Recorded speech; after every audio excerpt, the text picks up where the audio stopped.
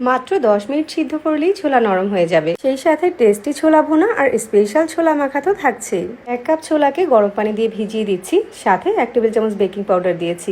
তাহলে ছোলাটা তাড়াতাড়ি ফুলে উঠবে। আগে থেকে ছোলা ভিজাতে ভুলে গেলে এই টেকনিকটা ফলো করতে পারেন। ছোলাটাকে মাত্র 10 মিনিট সিদ্ধ করার পরে এরকম নরম হয়ে গিয়েছে। কড়াইতে তেল দিয়ে কিছু কাঁচা আলু দিয়ে দিলাম, লবণ দিয়ে আলুগুলোকে ভালো করে ভেজে নিতে হবে। এখন ছোলা ভুনার জন্য স্পেশাল মশলা বানিয়ে নিচ্ছি। এজন্য বাটিতে 1 চামচ করে আদা বাটা আর রসুন বাটা নিয়েছি, সাথে দিচ্ছি পরিমাণ মতো লবণ, 1 চামচ হলুদ গুঁড়া, 1 চামচ মরিচের গুঁড়া, হাফ চামচ করে ধনিয়া আর জিরার গুঁড়া, 1 চামচ গরম মশলার গুঁড়া। একটু পানি দিয়ে মশলাগুলোকে গুলে রাখছি। আর এখন আলুটাও ভাজা হয়ে গিয়েছে, এখান থেকে কিছুটা আলু উঠিয়ে রাখছি। পরে ছোলা মাখাতে দিলে টেস্ট ভালো আসবে। এরপর 2টার মতো পেঁয়াজ কুচি দিচ্ছি, আর যে মশলাটা আগে থেকে বানিয়ে রেখেছিলাম ওইটা দিয়ে দিচ্ছি। মশলাটাকে কষিয়ে ছোলাটাকে দিয়ে দিচ্ছি।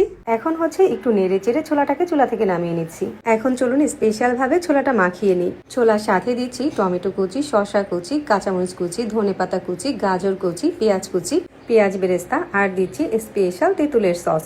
সামান্য একটু বিট লবণও অ্যাড করতে পারেন। এখন গরম গরম ছোলাটাকে হাত দিয়ে মাখিয়ে পরিবেশন করলে খেতে দারুণ টেস্টি হয়। স্পেশাল ছোলা মাখাটা খেতে এত বেশি টেস্টি হয়, চাইলে রোজাতে এভাবে বানিয়ে দেখতে পারেন।